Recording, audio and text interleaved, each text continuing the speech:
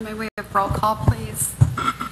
Present tonight, we have Kathy Moore, Darrell Lopez, Lawrence Wright, Curtis Gashlin, Emma Reichert, Kristen Switland, and absent is Todd Sykes. Thank you.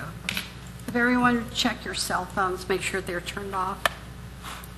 The first item on the agenda is approval of the minutes from the February 5th, 2019 meeting. Do we have a motion to approve? I'll make a motion to approve the minutes. Mr. Lopez, is there a second? Second. Mr. Gashlin? Is there any discussion? Seeing none, we'll call the vote. All those in favor say aye. Aye. Opposed? Motion carries. The next item on the agenda is public comment. This is time for anyone from the public wishing to speak to the board. Come to the podium.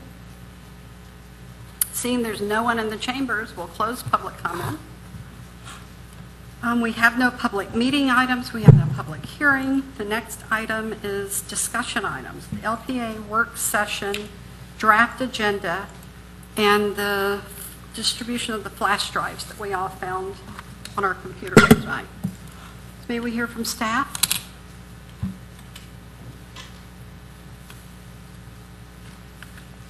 So good evening. We have distributed the draft agenda, and actually we would like to hear from you if you think that this would cover all the issues that you would like to see discussed in the work session, or if you have any suggestions.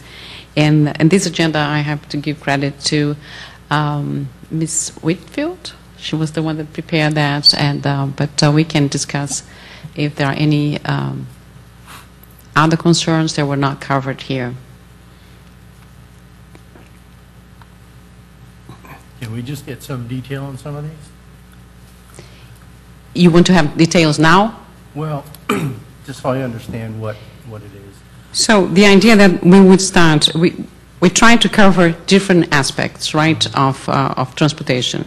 So the first one would talk more at the regional level. Right. You know, what are the what role Oviedo has in the region, what plans, you know, how shall we grow from the planning agency, the regional planning agency, what is the role of Oviedo within the region, right? Then the second one will be to share with you what are the documents that guide, you know, all development in the city. So the water supply plan, the transportation master plan, the comprehensive plan, the rec and parks master plan, and also the county and state work plans. The third one will be to discuss multimodal and, you know, the other elements that play a role. So changes in housing preferences, lifestyles, the generations, right, the different generations and what they are trying to establish as their lifestyle. The situation of being suburban, right, the issue of density, to be able to fund transit. The fourth item here would be the funding options, so because that also plays a big role. So we would discuss partnerships, operational improvements, impact fees, mobility funds, and grants and technical assistance. The other one would be our priorities, what the cities have established as priorities in the city, in our plans, so we can discuss that. Talk about expectations also, because you know, I don't want to get into the details, but okay, not everything is related to Oviedo. Yeah, it's just to say what are, you know, so if we stop developing the city, we may not resolve the issue of transportation in the city, of traffic, because, you know, we are a city that brings traffic from other places, right, to reach 417, and we all know that. But talk a little bit about expectations. And then other factors, technology, how that plays a role.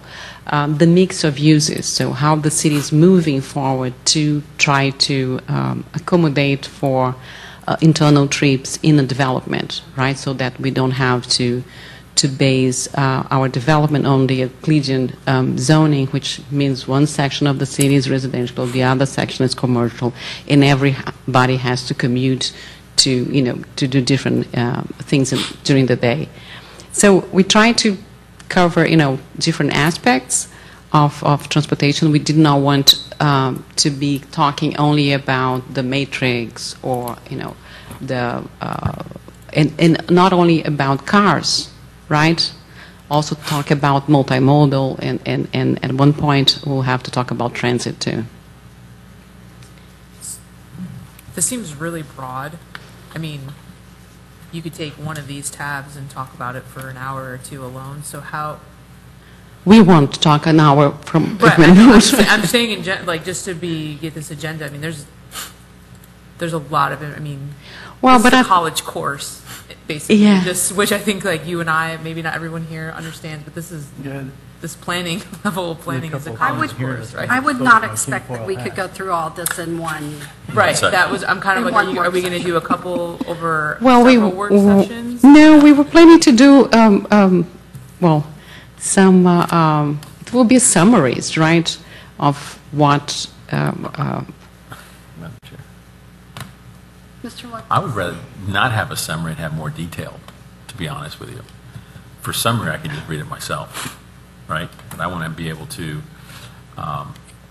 communicate back and forth with the individual groups or individuals that are responsible for these different sections. That's my personal opinion. I don't know what the board has an idea of, but. Can I ask you to clarify that a bit, such as with like the current planning documents? Is there somebody in particular other than the staff that's usually here that you want to hear from? Yeah, I think for so. I those? mean, if we're going to be talking like, Mitchell Hammock, or we're going to be talking about the hubs and the rural boundaries, I mean, I know that falls under your scope, but I mean, other areas that do not, that those departments that would. Like Public Works? That's not like Public Works, exactly. Well, Public Works will be invited for this Okay. work session. Okay. So we're just. Well, I think the idea to give an overview, and we're not going to give, it's not going to be an hour in each thing, right? Yeah, But I think to understand the particular, lot. I think we need to understand, the broad picture too. And I also think we need to go beyond cars. To talk about transportation, we have to talk about different modes of transportation, right? The things that we are pushing at the city. And because we cannot continue to rely on widening, the same streets over and over again, right? So we'll have to talk about what are the things that we can do in the lifestyle to promote, a more multimodal, transportation system in the city. So we try to kind of cover everything, but we'll prepare PowerPoints, that will guide the discussion. So it's not going to be an hour for each. We were not planning to spend an hour in each of those topics. But that's what we want to hear. What are the specific things that you would like to have more in-depth discussion or more information so that we could,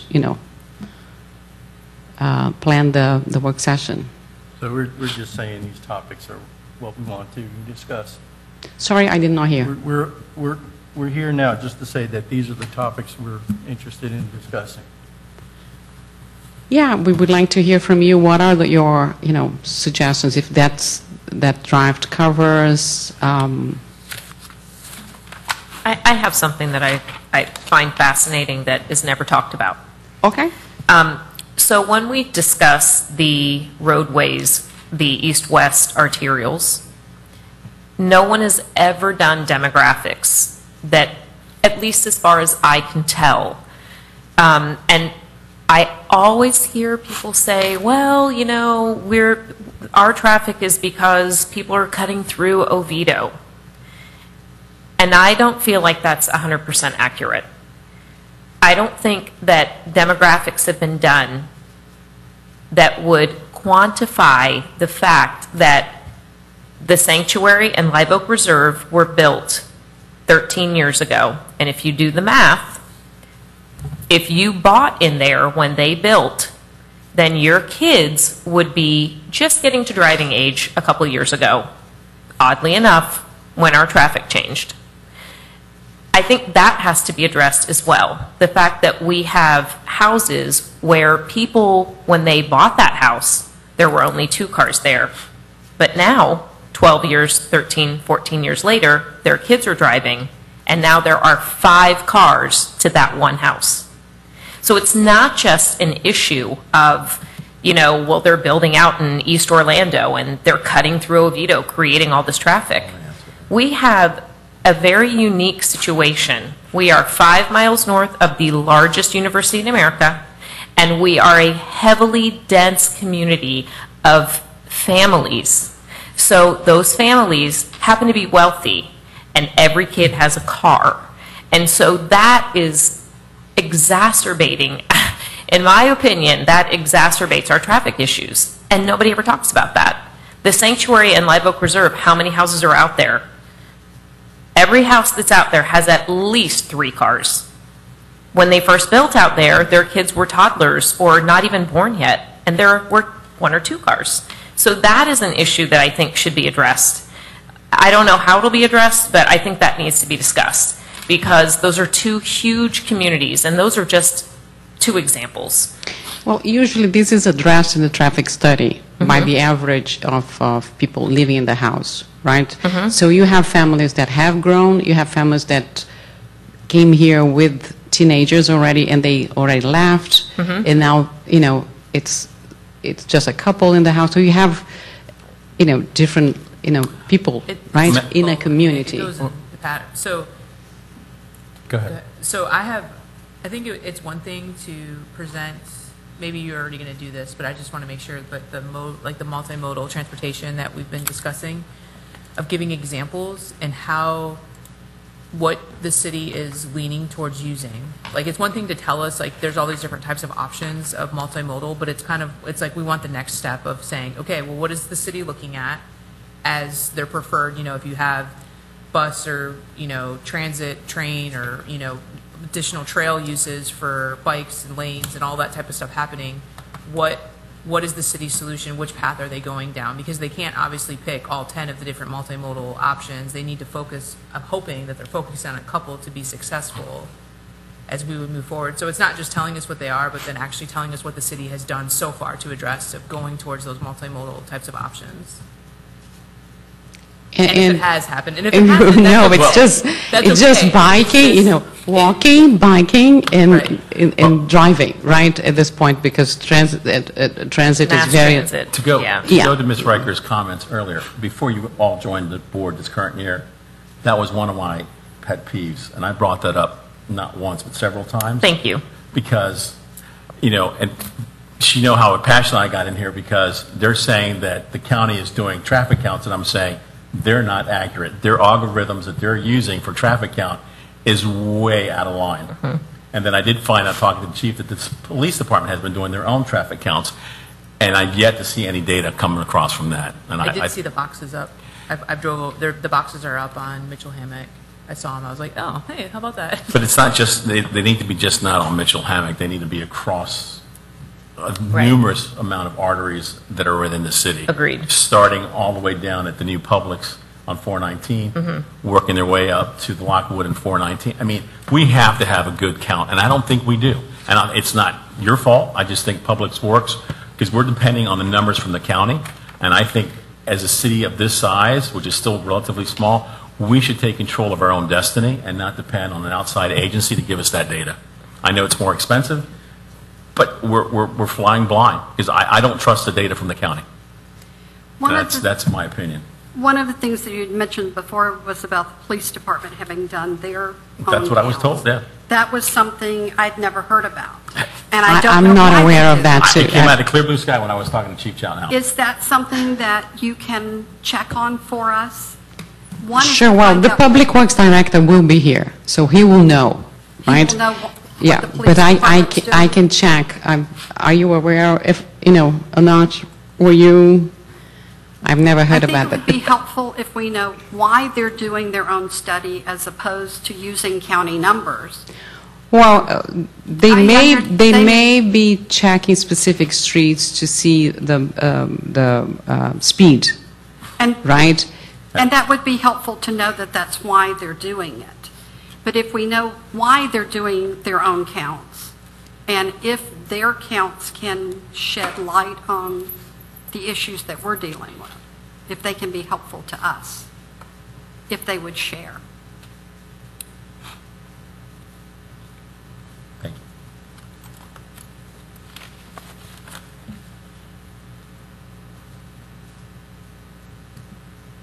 There's one other issue that I have, sorry, but all I do is drive in Oviedo. I don't really hardly ever go outside of Oviedo, so I find a lot of things interesting. One of the things that I find interesting is the fact that we just built the most gorgeous new downtown with the most narrow roads and no bike lane.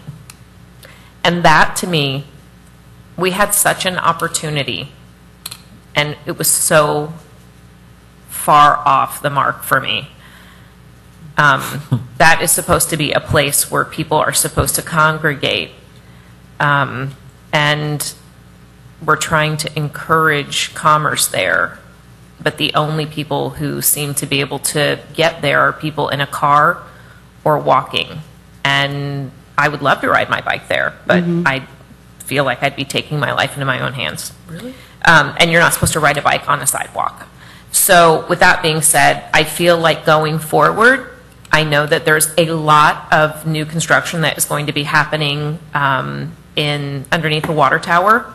I feel like any new construction that is going to be done, there needs to be something in the planning and zoning of that says, if you're going to be building retail, you need to have some form of bike lane or bike path, or I don't know. And I'm just using a bike lane as an example.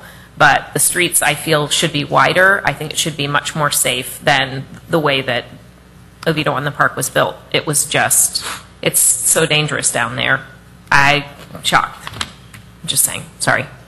Actually, the Oviedo in the Park right-of-way sections are along what used to be Oviedo Court.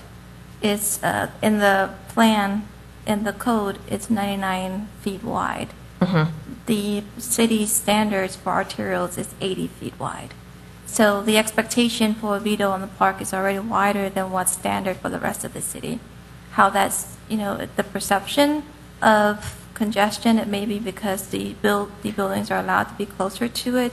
If there's 12 feet of sidewalk, I'm not sure if it's a city policy that you can't ride bikes on sidewalks, but there is no state prohibition against riding bikes on sidewalks. Well, again, it's not a matter, to me, it's not a matter of congestion. And it's not a matter of perception.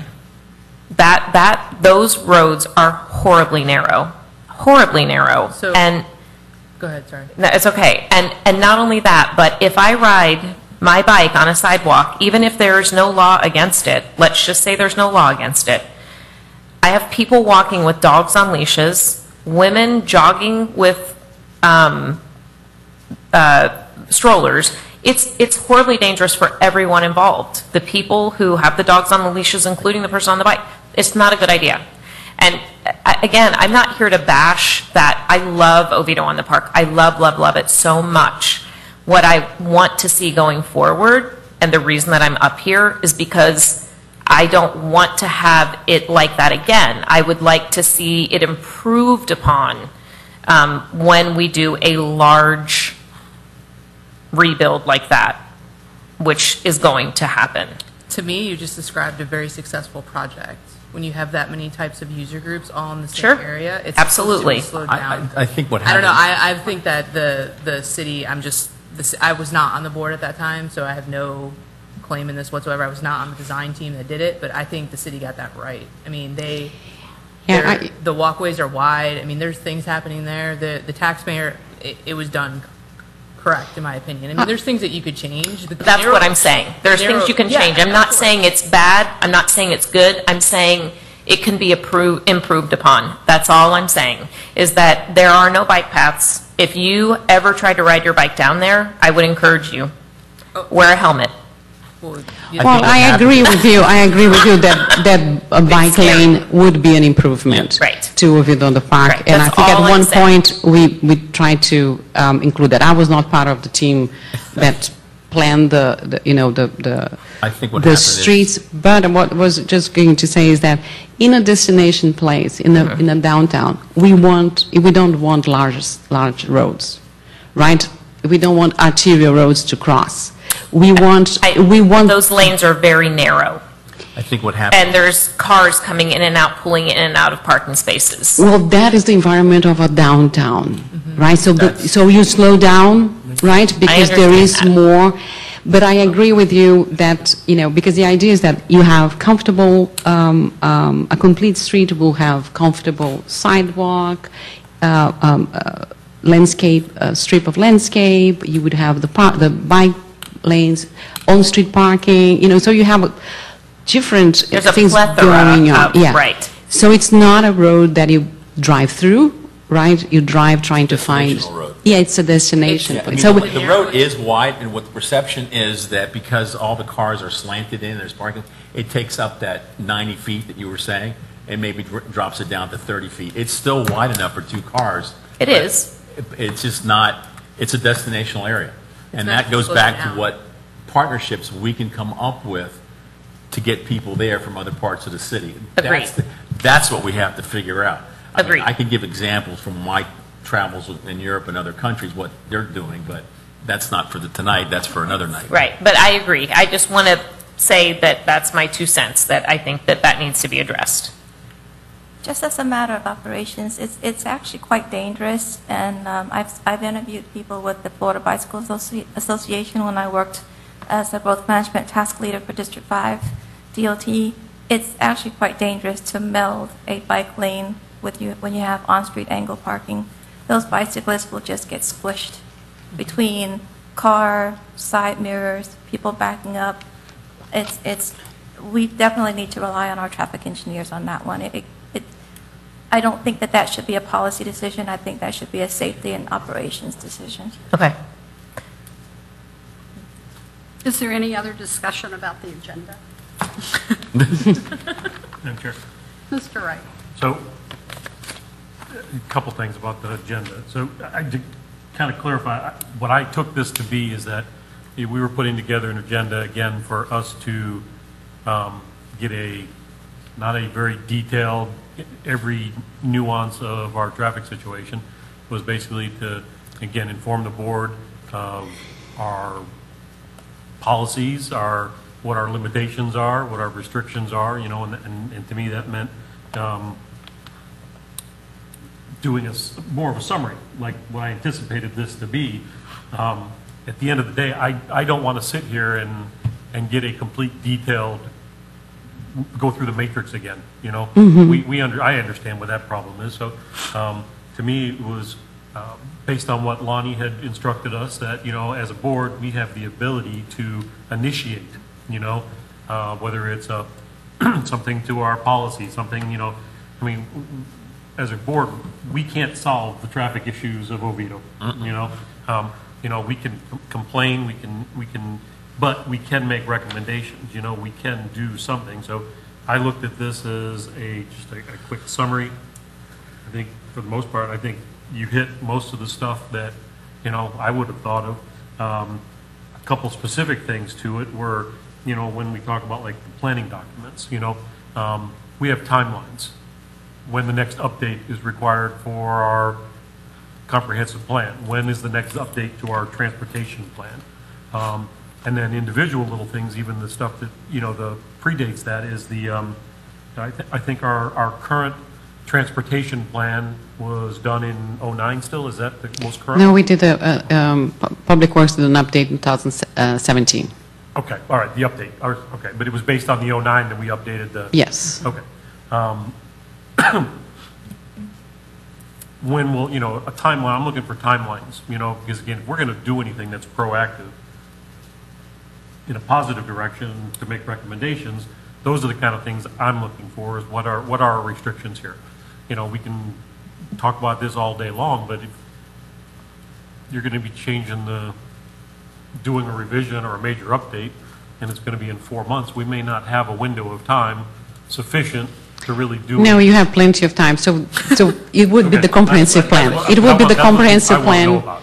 that you could change the policies as to levels of service or propose, right? And that, it's in the, we'll try to put in the budget again.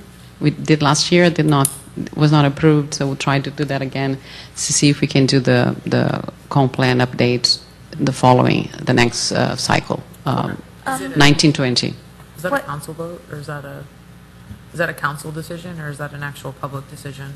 The budget? Yeah, is it that Council. Can't council, they have a working session. I thought they did. I just The wanted one thing that Dr. Cray didn't mention is that what staff is hoping to present to the board at the work session with this outline is that our hope is that you are okay with this, mainly the farthest left column.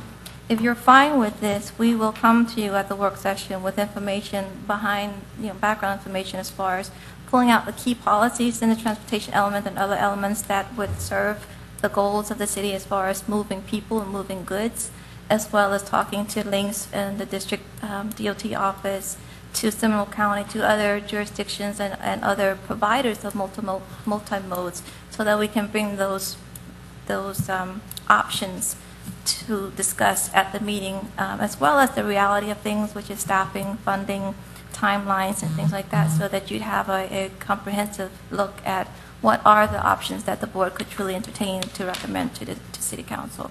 So it wouldn't just be a regurgitation of data, it would be us looking at the data, analyzing it, and presenting you with some options and solutions for you to decide what you want to move forward with, whether or not there are changes to comp plan policies, or if what we find out is that the policies are in place and deadlines need to be adjusted, or strategies or next steps need to be added to the process in general, but not necessarily in the comp plan. Those are the kinds of conversations that we'd like to have at the work session. And that's what I had in mind when we started talking about doing this, is you guys do this all day long. You have a much better grasp on what we can do and what are the options that we have to try and make traffic move smoother, or somehow or other address it, so we're not all just sitting for an hour at a time. Right. We have, I'm sorry, Madam Chair. Go We- ahead. I mean, as a board, we have a couple options here. We either continue to approve based on the recommendation that there is no impact to any project that we actually see in this sense, based on the fact that either the trips are already there, they're already covered, it's already, it doesn't provide any unreasonable impact for the roads. Or we just deny it, and then we go back to that situation where we stop growth, and we end up with lawsuits because we denied somebody their legal rights based on our codes. So, to me, those are the only two decision-making processes that we have for anything that comes before our board. Well, what I was talking about as far as options is what types of things can we ask developers to do? Is there something we need to change in our code to say, in order to put in a new subdivision, you also have to do this, this, and this? Right, you have to have sidewalks or whatever. Yeah, whatever the options are that we can ask developers to do that will make the traffic better, If I could rather than interject, just heavier. I want to give an example real quick of what you just said, and this is going to roll some feathers here real quick.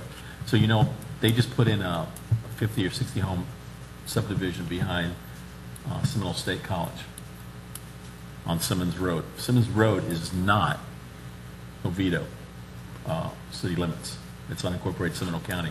But yet, for some unknown reason, we've allowed them to redirect Lockwood and put a turn lane onto Lockwood. That's something that should have been addressed more heavily at this board, because my feelings is that those people are going to be using our infrastructure without paying the due taxes. To me, that And we cannot charge the taxes. We check I that. understand that, but I'm saying somewhere in that equation, there's a disconnect. Mr. Because that's an island back in there, and they're going to be using our, For that specific one, we did have, the city's involvement of it was that we did secure our own traffic consultants, VHB, to evaluate the intersection. The southbound left and the northbound right were requirements from the city. It wasn't that we allowed the developers to address the road. It's Because we could not stop the development. Its development is in the county, so that was Well, I would the only just- mitigation right, possible for our street. Themselves. I mean, I hate to be so negative, I mean, because it goes back to all the road, traffic. Now we're increasing more traffic on our city road without the benefit of the tax base from that. I mean, that's my point of view. I know it's probably wrong, but Well, perhaps that's an example that we can talk about. exactly, that's why I brought As it to up. what we That's can- an example that we should address as a board. something to consider. The city of Oviedo, the city of Orlando, and some similar jurisdictions actually purposefully adopt failings levels of service. But the distinction that Orlando has is that they have is very specific. They separate the city into quadrants, and they have very specific visions for each of those quadrants and very specific multimodal improvements that they've planned out for over a 5-year, 10-year, 15-year planning horizon. And the entire city is a TCEA. It's been like that. It's one of the first certified communities for at least over a decade now. And the way they do it when I speak with their transportation folks is that when a project comes in a certain area, they don't deny that project based on concurrency. They say that if you want to build here, these are our projects, you're within this location, this proximity to these specific improvements that the city wants, so you're going to contribute this amount. The difference between them and us is that we don't have a specific capital improvement schedule that has those projects that will address those deficiencies. So that is one thing that where a mobility plan and a mobility funding system should be put in place by the mere fact that the city of Oviedo is a dense urban land area. The state legislation required that we develop a mobility strategy plan as well as a mobility fund. So that is also a conversation that we have. Tinda Oliver, who's doing our impact fees, they also are well versed in municipal financing. That we plan on reaching out to them as well to get some guidance on what are those options. So if I understand a little bit about what you're saying, because that was a lot of information, and yeah. So can we say to a developer, and I know this is hypothetical, and I hate hypothetical, anyway, can we say to a developer, okay, well, we're going to do X, Y, Z because you're moving in, or because you're building, but we're going to require that you pay for one lane of repaving on Lockwood. I don't know, I'm just making that up, but. It would be more like a sidewalk connection or a trail connection is needed over here. That project is this many dollars, and we plan on putting it in this year of our fiscal budget, and you can contribute your pro rata share. So it wouldn't be a specific thing, it would be a specific amount that we would ask them for. Right, there is a proportionate fair share calculation in the Okay, code. that makes sense. But we Okay. need to, it's kind of, there are a lot of moving parts, and you Yeah, kind of have that's to why put it's all kind of of- those things together at the same time. So we will have our transportation consultant, our traffic engineers here to answer the technical questions, but we're hoping that once the board approves this agenda, we will ask those other questions, maybe interview other case cities like Orlando and others that have been doing it for a decade and more. So a lot of times people make reference to Orange Avenue in downtown Orlando because some people still feel like it is a state facility, and they can have such and such street infrastructure and hardscapes and whatnot, but DOT gave up that section a long time ago. And that's why Orlando can do what it can do in the downtown, because it's no longer a state facility.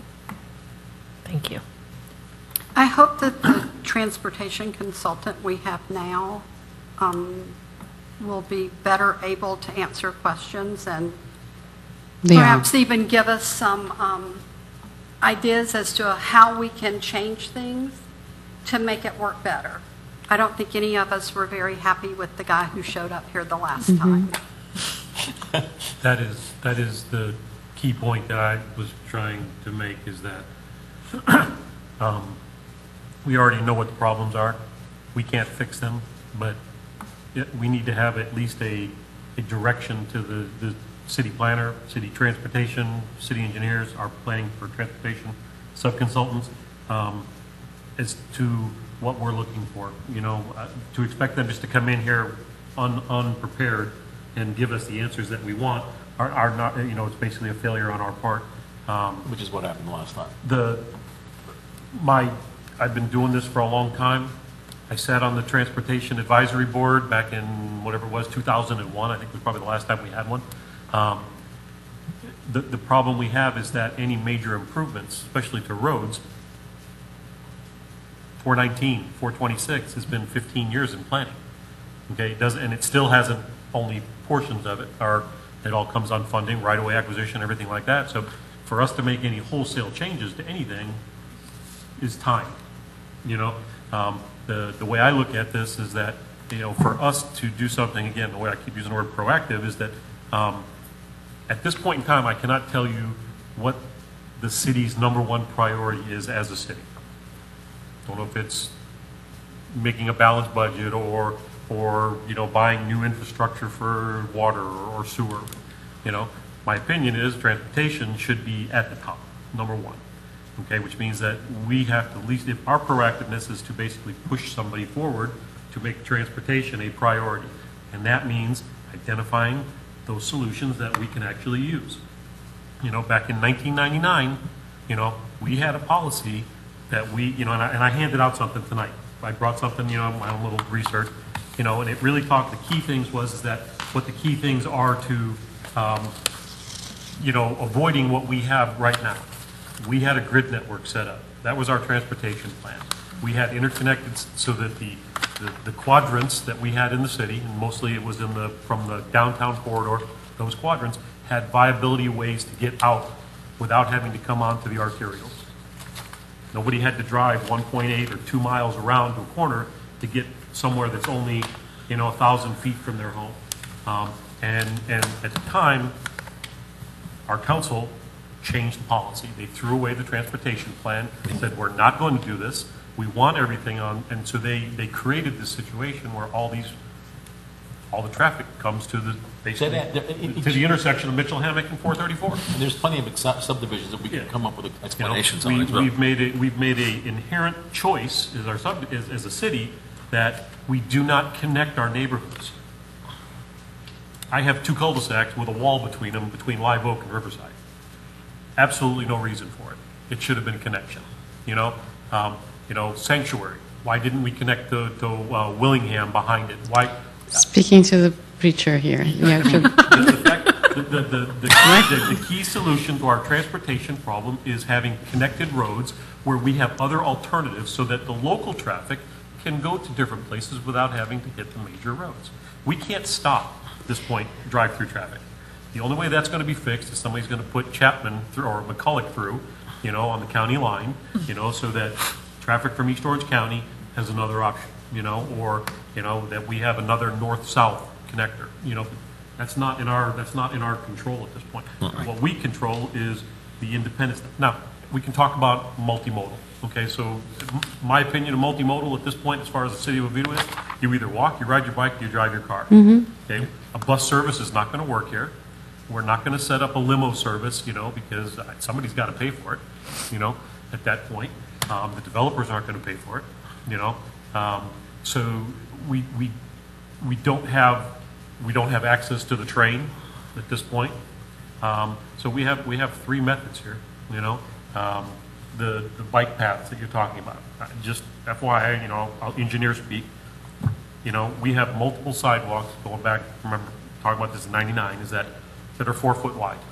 The ones along 419 from Live Oak, Riverside. And usually they're covered about 2/3 with a tree or brush, stuff like that, so they are barely enough to walk. A standard sidewalk, I think, for our city is 5 foot, and a sidewalk with a bike use is 8 foot. That's our city codes. So Oviedo Marketplace has an 8-foot sidewalk, and that is industry standard, federal standard for allowing a bike and pedestrians, you know, joggers, as you said, to do that. And I believe that's what we did at Oviedo on the park too, that most of the larger sidewalks are 8 foot wide to accommodate both. You know, they're not like the trail. We don't have a painted line that basically says, you know, bikes on this side, walkers on this side. That's an option, but, you know, in a congested area, that may be a little difficult. I'm getting off on a tangent, I apologize, I got on my box. But the goal here, again, to me, is to be able to prioritize something that we can make a recommendation to push an agenda forward, meaning the transportation. And that means having our, you know, when we have our work session, I don't expect to have any answers come out of that. What I hope to come out of that is that we can set, while you provided us an agenda, that we can establish a set of priorities of what we think as a board we can do to recommend making vast changes, whether Or even ask the right questions, right? What are the main questions that, you know, we want to be solved? And the issue that we wanted to have it a little bit broader is exactly what you were talking about. So the way we design the cities, right, if they are connected or not, if we allow gated communities, if we allow, you know, cul-de-sacs, that is a suburban pattern of development, right? It's beautiful, it's pleasant for those, you know, who live there, but it's not sustainable and it's not connected. So it depends on the same roads. You cannot go from, the beauty of the grid system that you were showing here is that you have multiple ways from going from A to B, right? So no specific road feels the, you know, the weight of all the traffic. The traffic is dispersed. In the city, unfortunately, that's not happening because, you know, we have a whole section of the city and that is based on PUDs that do not connect. Right? We have cul-de-sacs kissing another cul-de-sac, but they don't connect, not even for pedestrian. That is the biggest policy change I think the city needs to make, is that we need to make an effective policy that basically says it's a requirement to connect our neighborhoods, connect our streets, and whether it's through bike lanes, you know, whether it's, you know, the problem is that everybody comes into this city, and then once they're here, they don't want anybody else to come in behind them, and they don't want anybody else to build next to them. It's so true. You know, it just, it's so frustrating, you know, and I've been on this stick since the day we let that subdivision north of Bentley Woods come in and not open up the connection to Palm Avenue that was supposed to be there the whole time. Right. Pine You know? and Palm. You know, and it just domino affected after that. Every subdivision that we have we don't make any connections. Now, when I look through the transportation plan that we have, some of the different iterations and evolutions of it, there are things that we can control. There are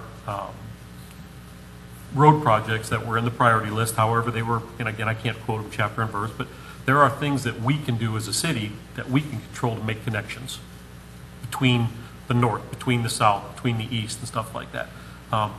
To me, those are priorities. Those are the agendas that we need to be pushing, you know, and what does that mean? That means that we need to figure out how they're going to get paid for, because we're not going to wait for the county, we're not going to wait for impact fees, you know, or the metro plan to come up and finally say 7 years from now, we'll give you that $400,000 to do that little connection. How do we make that happen? How do we advance or accelerate those connections? And then the just in streets, but in bike lanes the same way. We have one of the nicest connections to the trail, but Oviedo on the park, how do you get to the trail right now? You basically have to drive up Oviedo Boulevard, take the connection, you know, and then find your way up to the corner. There is no direct connect to downtown to the park. I live on the east side. I don't have any, I mean, I ride my bike. I don't have any way safely, in a sense, to get from Riverside or east of Lockwood to, you know, the park. So what do? I drive. I drive a car, you know, and I'm one of those people that has 3 adult children. So we have 5 cars. So if we don't all want to go together, we bring 3 cars with us. You know, we find a place to park on Oviedo Boulevard. So those are the kind of priorities that I would like to see us push forward to come at the end of our meeting, end of our work session. We are not going to solve it in the one meeting. You know, it may be time to recommend that we have another advisory board come together where we have a series of meetings, you know, all right, where that there are people that come in and present on one specific topic that we may set up, potential for funding, for solutions, for changing a policy, looking at how other cities have done it, The problem is that, you guys can tell me our percentage of build-up. We don't really have a lot of developable parcels at this point, so everything that we have to do is retroactive, So how are we going to retroactively connect things, and make connections? We still have some large parcels, right? The percolation pond being one of them. That is, and we will see a lot of redevelopment, We right? still have a few trees they haven't knocked down yet. What's that? I said we still have a few trees they haven't knocked down yet. I have a question about the current planning documents that guide the city. If you guys have looked, at like Winter Springs or even other local areas within Florida that are similar to us, for if there's anything else that they use to help guide their city and have thought about incorporating that into the plan for the city as well. I'm just asking the question, just to like what you're saying, like what other options are there to be able to bring things into the fold to make Oviedo better? I think a lot of the issues too with like transportation in particular is that we're a growing community. We're going from a suburban to a city, so there's a little bit of like a Growing gentrification type of stuff happening too, with people who go to UCF want to stay in the area to be close to UCF still and experience those types of things with the millennial generation, and then they like Oviedo and they want to stay. I mean, there's a coworker that lives out in Maitland that just moved back to Oviedo that he's moving in like a week. I mean, he loved being out here, and he's literally living off of Chapman, like one of the neighborhoods off of Chapman. So, Yes. and I was the big proponent for it. I was like, you should come. It's awesome. Oviedo's great. I don't think this is an exclusive issue to Oviedo. And it's funny because I was in Oviedo, Spain this past summer, and they have a courtyard or plaza that everybody would go gripe at the council because of their expansion growth back a couple hundred years ago. So it's not unique to us, but we have to find a solution, like you were saying. I mean, our neighborhoods don't connect. I mean, I've never lived in a city where the streets don't connect.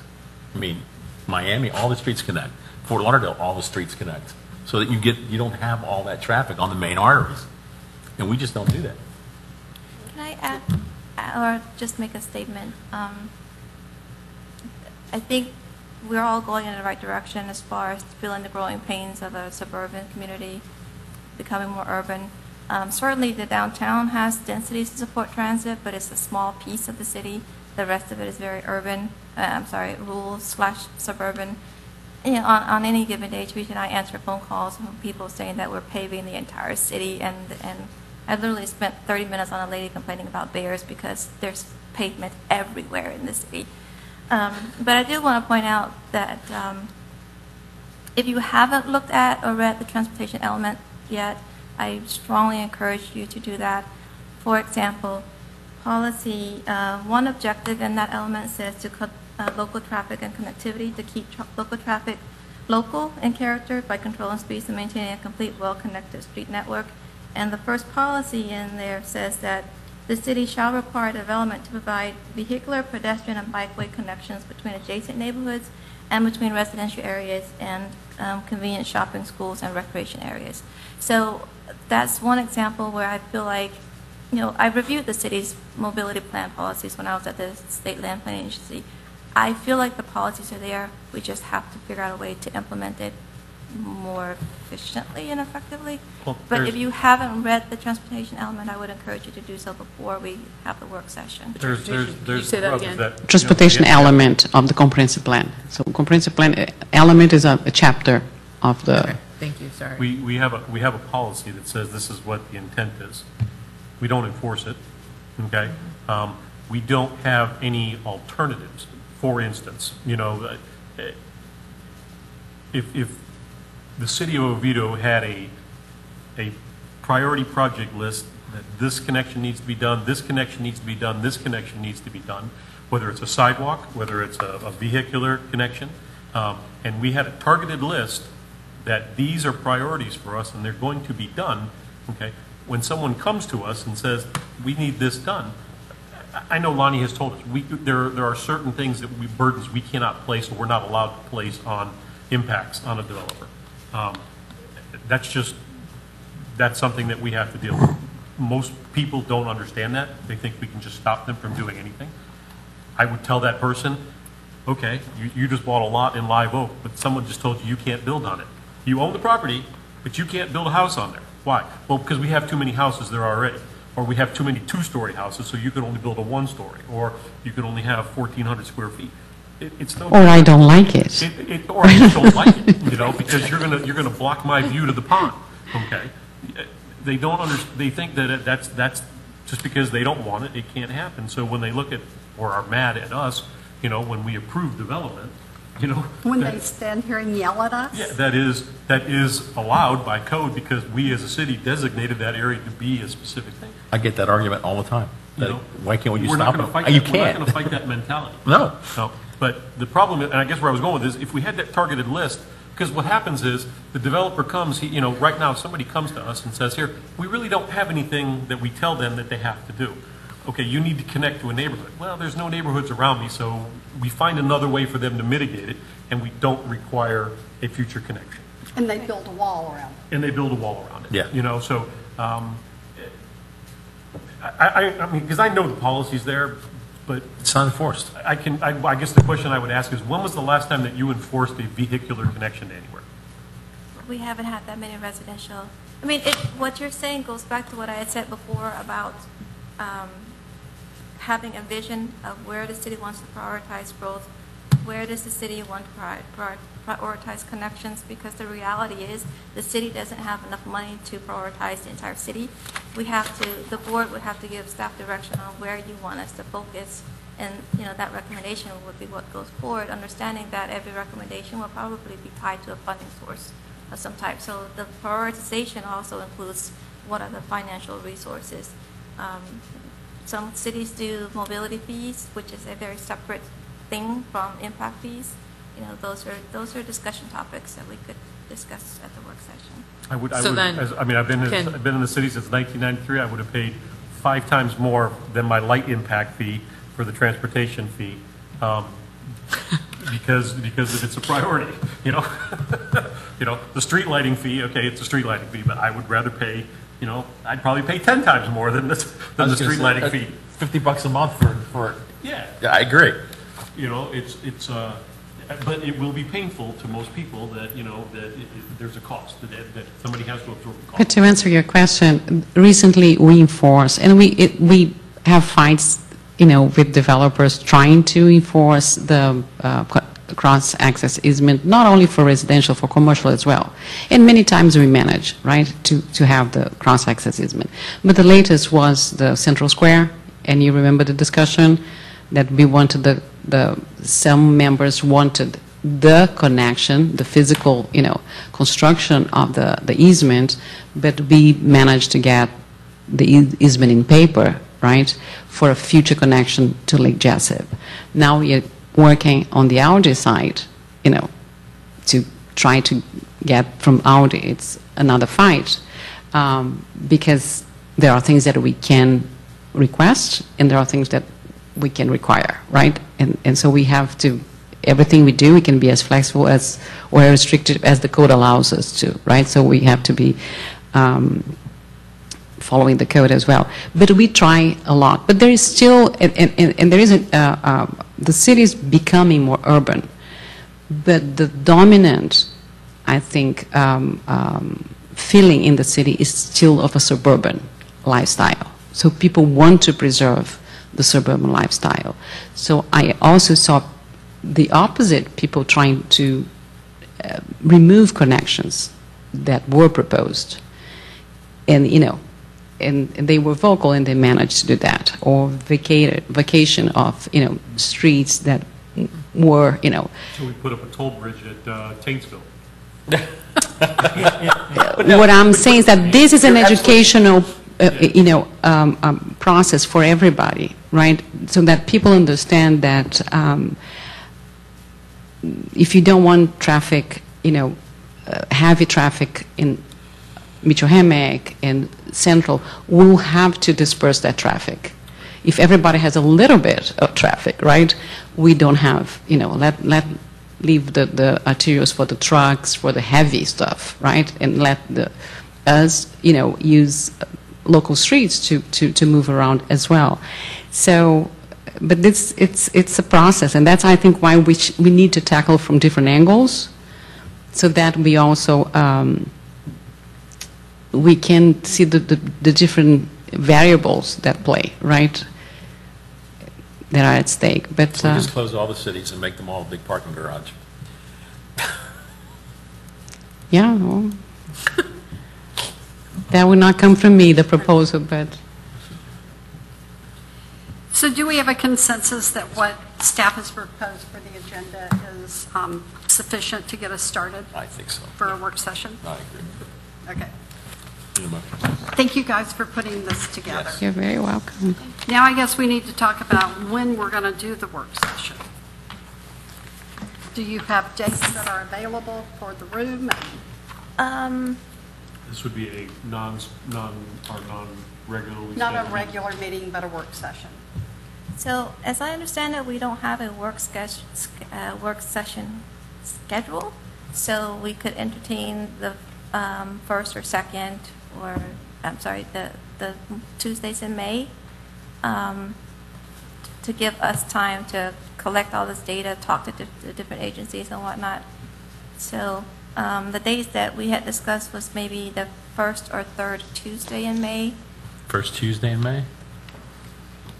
And if that doesn't work, maybe we can pick an alternate date or the first meeting in June. It's the board's pleasure. Yeah, I'm here the first Tuesday, I'm gone the second. I'm gone the 1st of May. May, yeah. Yeah. So rather than have a regular meeting on the first Tuesday, you're talking about doing the work session then? Well, we have several items that are in our pipeline that comes to the board for public hearing. We'd like to avoid having a public hearing set up at the same night as a work session. Oh, yes. So, Right. Good choice. Yeah, we don't want to do that. no. We'd have to get cots, and I don't want to sleep here. So the first Tuesday in May is May 7th, and the second Tuesday in May is May 21st. The first Tuesday in June is June 4th, and the third one is the 18th. So we need to check with Public Works, right? Our consultants also on their schedule. First Tuesday. So then we're talking, 7th and 21st. May. and not doing our regular meetings then? Dahlia, if you could speak to, because I don't know if we have a week where we don't have a regular meeting or an item to go to the board as a regular meeting, can we But convert we will that also to have a? to check that city council is not going to. Do they normally do it, anything on Tuesdays? I think it's just I don't think so. I think for the Mondays. budget, they use a Thursday in September. Okay. Yeah. Yeah. If we don't, Dahlia, you're the expert on the board's calendar, If we but don't have any items, then we can schedule that regular meeting for a work session if everybody's okay. Because we would like also to have the format of a work session that everybody is sitting, yeah, Yes. around the table so that, Like city council. yeah, so we Like- can lay plans out like the and work then session, pass out yeah. papers and whatnot. So May 7th or the 21st, depending on the calendar. And the items that we have. There goes my trip. Let's see, or June 4th, either of those three.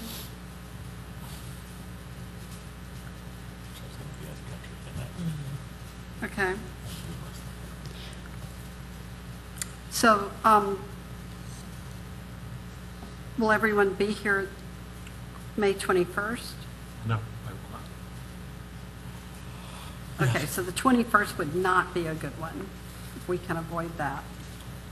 The 4th is, and again, it's personal. I'm June 4th? going to overseas, so I'll be leaving the 17th of May and coming back around the 3rd, so I should be back. Okay. Remember, I told you you can't be gone on these meetings. So just do it for the 7th. Let's see if we can schedule for May 7th. I mean, I haven't, I've got to be out of, Skype my face into the TV. yeah, I was going to be out of the country that week, but I can move it out a day. So it's- Me too. If we can do, if we can do May 7th then, and whatever items are coming down the pike, just plan for them for the 21st, or, yeah, plan for them on the 21st. When are you traveling? In May?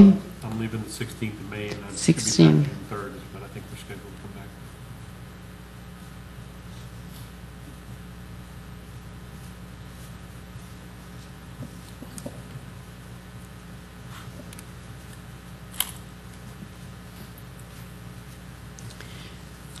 So we'll check the schedule and send you some dates. Okay? Thank you. Is there any further discussion on this item? I'm sorry? We need a motion on this. No. Do we have any other We meetings? have a consensus. and schedules between obviously now and May 7th?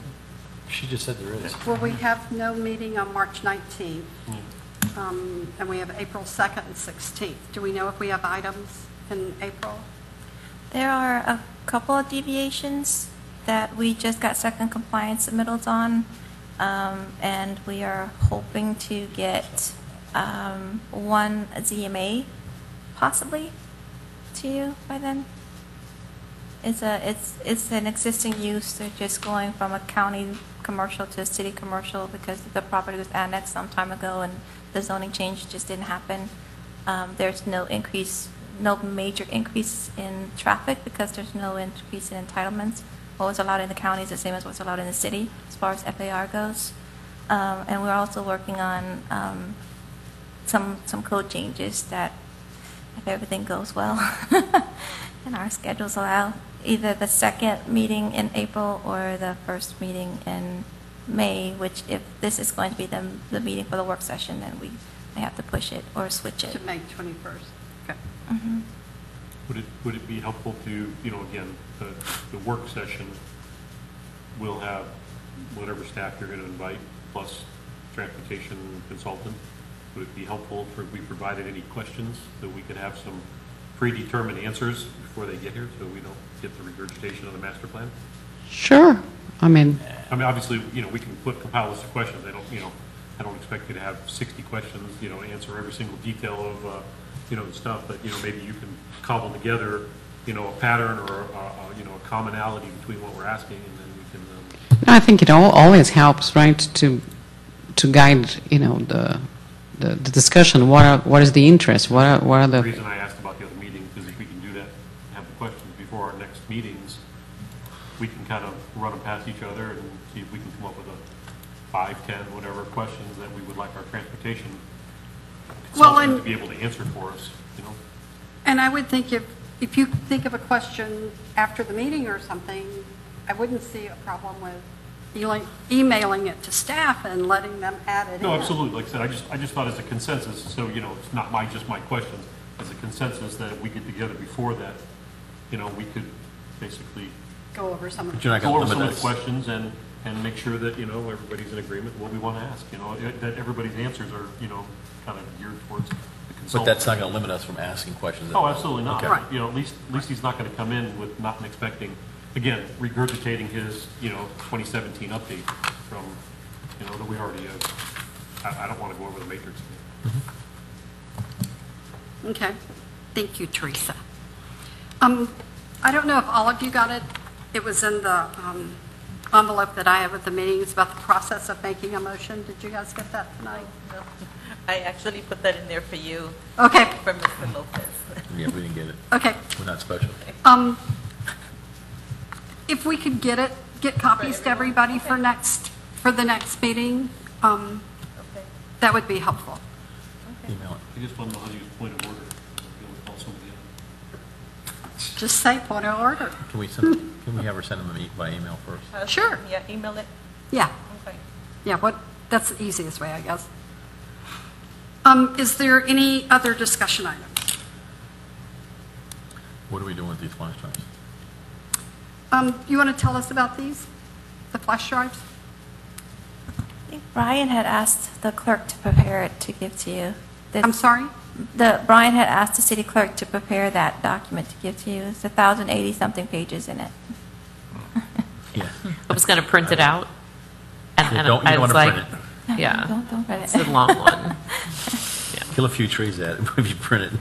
It's bad. I do have one Mr. question, Wright? unrelated to our stuff. Bombarding Um, information. What's the current timeline for the website to be back up and running? No idea. Is it 2020, 20? You don't get, somebody's got to have some schedule, I would hope, at this point, that there's a timeline. I don't have that answer, but I can ask the assistant city manager. He's the one working on that. We received, It is very inconvenient. yeah, That's for everybody. fascinating, though, that they're doing it for. What is that? For ADA accessibility. Yeah. That's pretty incredible. That's what they're doing it for, so that people with vision and hearing impairment can get on Right. the website. It's pretty awesome. Yeah. Well, some cities were Suit. sued. That was, I'm sure, that's, yeah. but it's pretty, I mean, it's just interesting.